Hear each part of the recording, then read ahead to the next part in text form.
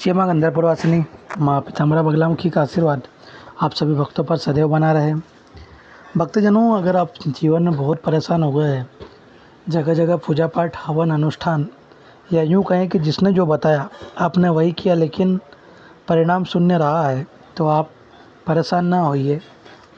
माँ पीताम्बरा बगलामुखी की दीक्षा लेकर के स्वयं साधक बने और अपने जीवन में आने वाली समस्याओं को अपनी साधनाओं से अर्जित ऊर्जाओं के माध्यम से दूर करें। परेशान सभी है, दूसरों के भरोसे पर बिल्कुल भी ना रहे। भक्तजनों, आज हम बात करेंगे माँ बगलामुखी हवन कैसे करें और उसका साकल्य सामग्री का निर्माण किस प्रकार करें। साधारण हवन किस प्रकार कर सकता है एक साधक।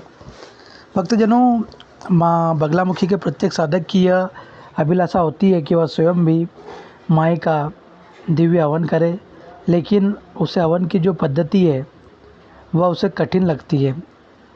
ऐसी स्थिति में साधक की जो इच्छा है वह मन में ही रह जाती है और उसे यह भी पता नहीं होता है कि हवन सामग्री क्या होनी चाहिए, किस तरह से हवन करना चाहिए, वेदी में हवन करना चाहिए, कुंड में हवन करना चाहिए, मिथुन चक्र का निर्माण कैसे होता है।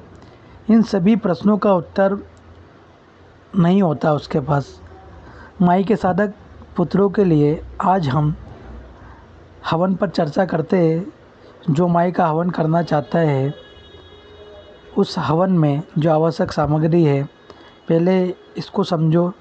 जो सामान्य रूप से हवन किए जाते हैं माई की कृपा प्राप्ति के लिए, जिसमें आपकी कोई विशेष मनोकामना नहीं होती है, उसके लिए आपको जिस सामग्री का उपयोग करना है वह सामग्री है काले तिल। आप एक बात समझिए, जितनी संख्या में आप काले तिल लेंगे उसकी आधी मात्रा में आपको चावल लेना है। फिर जो चावल की मात्रा है उसकी आधी मात्रा में जौ लेना है। फिर आपको उसी के अनुपात में उसमें शक्कर मिलानी है। उसके बाद अनुपात के अनुसार इस सामग्री में हल्दी पाउडर मिलाना है।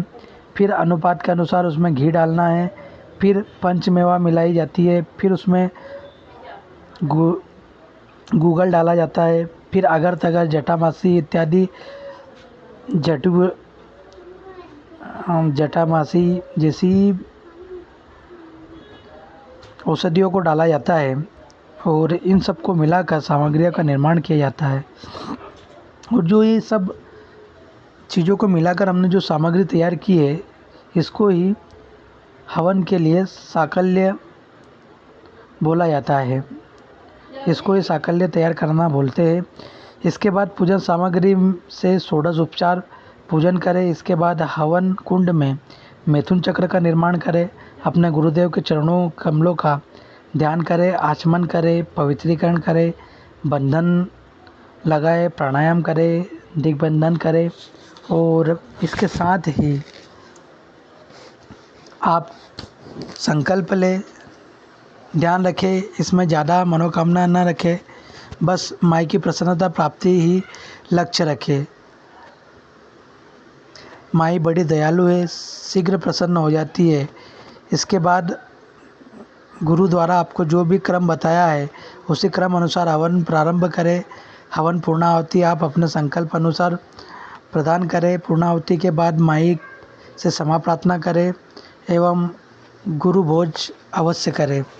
देखिए, हर परंपरा में अलग अलग विधि विधान होते हैं, हर किसी का अलग अलग क्रम होता है। आप अपने गुरु शिष्य परंपरा में जो भी आपको गुरु द्वारा बताया गया है उसी क्रम अनुसार पूजन अर्चन एवं हवन करें माई का। निश्चित रूप से आपको सफलता प्राप्त होगी। अगर आप दीक्षित नहीं हैं तो हवन बिल्कुल भी ना करें, माँ के मंत्रों का जाप बिल्कुल ना करें। दीक्षित होकर ही माँ की साधना आराधना करें, मनमाने तरीक़े से माँ की साधना ना करें। माँ पीताम्बरा बगलामुखी की दीक्षा लेने हैं तो माँ के दिव्य दरबार में आप संपर्क कर सकते हैं। जय माँ बगलामुखी, जय श्री महाकाल।